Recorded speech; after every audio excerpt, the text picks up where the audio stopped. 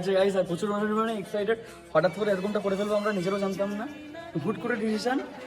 ये है आम जिंदगी। যখন জানো দিশানিকে আমি ভালোবাসি, তুমি দিশানিকে আমাকে এক করে দিয়ে গেছো। এতটা বড় মেন্টাল জাতীয় একটা মেয়ে ছেলে, এতটা থার্ড ক্লাস জাতীয় একটা মেয়ে ছেলে, থার্ড ক্লাস বলা যায়, মানে ওটা বললে মনে হয় ভুল হয়ে দাঁড়াবে। ওর মায়ের ফালতু নোংরা ছোট লোক মহিলা, ঠিক আছে? দিশানি তাহলে ওর মায়ের ফোন লুকিয়ে রাখুক বা যাই ফোন লুকিয়ে রাখুক, দিশানি ये है मेंटोस जिंदगी।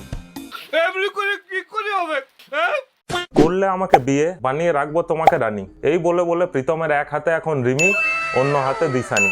এইটাও সম্ভব? প্রত্যেকটা সাকসেসফুল ছেলের পেছনে একটা মেয়ের হাত থাকে, এর পেছনেও আছে, তফাৎ শুধু একটাই, সেই হাতটা কিছুদিন পর পর চেঞ্জ হতে থাকে। So hey guys, welcome back to another রোজ ভিডিও অফ প্রীতম কি দুনিয়া। এটা এমন একটা দুনিয়া যেখানে একটা কলার পেছনে দুটো লেবু। রুকো যারা। তো চলো আজকে তোমাদেরকে নিয়ে যাব এমন এক প্যারালাল ইউনিভার্সে যেখানে ভাই দুদিন পর পর বউ বদল হয়। না মানে এত জলদি তো আমাদের স্টেটের নেতারাও পার্টি বদল করে না যত জলদি এই মালটা নিজের বউ চেঞ্জ করে। গেছো তাতে কি, নতুন একটা পেয়েছি, তোমার চেয়ে অনেক সুন্দরী। সো ভিডিওতে যাওয়ার আগে যারা যারা চ্যানেলে নতুন তারা আগে চ্যানেলটাকে সাবস্ক্রাইব করে নাও।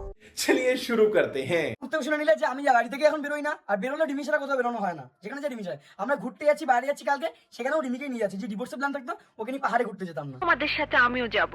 কতটা ভয় লাগছে। যদিও গাইস এখন মা বাড়ি আছে নাকি জানি না, আমি যখন বাড়ি ছিলাম তখন মা বাড়ি ছিল না, আর বাবা তো কাজে রয়েছে। তো চলো বাড়িতে ঢুকবো, মনে এখন বাবা চলে এসছে। কি হবে বাবা দেখাচ্ছে নিজে। পৃথিবী সূর্যের চারিদিকে এক পাক ঘুরে আসার আগেই ভাই এর বউ চেঞ্জ হয়ে যায়। প্রথমে দিশানির সাথে বিয়ে করে তার কিছুদিন পর তাকে ছেড়ে সে রিমির কাছে যায়, তার কিছুদিন পর আবার রিমিকে ছেড়ে আবার দিশানির কাছে যায়, তার কিছুদিন পর আবার দিশানিকে ছেড়ে আবার রিমির কাছে যায়। না ভাই আমি জিজ্ঞাসা করতে চাই, এতবার যাওয়া আসা করে তুই টায়ার্ড হয়ে যাস না? 17 বছর বয়সে একটা ছেলে যখন বিয়ে করে, তার 1 মাসের মধ্যে ডিভোর্স হয়ে যায়, সে কি আর প্রেম করতে পারে না, নাকি তার আর বিয়ে হয় না?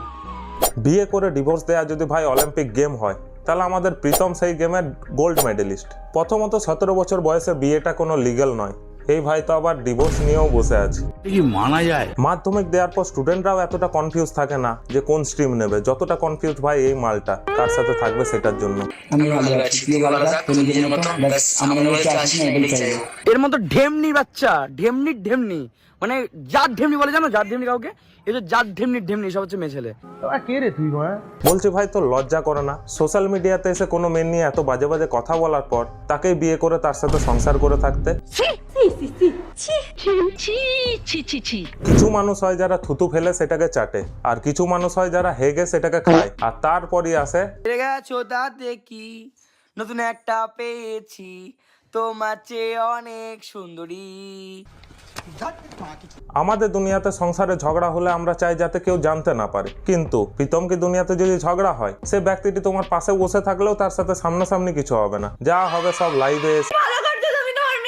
যখন মা বাবার সঙ্গে প্রবলেম ক্রিয়েট করে তখন আমাকে ফোন করে যতটা পারা ততটা বাবা মার নামে বলে, ফ্যামিলির নামে বলে, নোংরা নোংরা কথা বলে।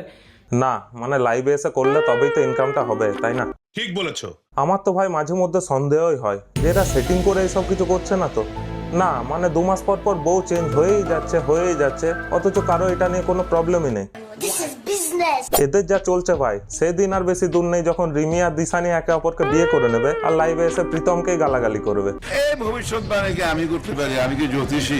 না মানে আমি জানতে চাই বান্টুটাই কি এমন আছে যে দুজনেই একে কেউ ভুলতেই পারছে না। পার্সোনালি আমি কিন্তু ভাই এদের 3 জনকেই একসাথে দেখতে চাই লাইভে এসে একে অপরকে গালাগালি করতে। কেমন দেখায়? সো ভিডিওটা আজকের মতো এখানেই শেষ করলাম, দেখা হচ্ছে পরের ভিডিওতে।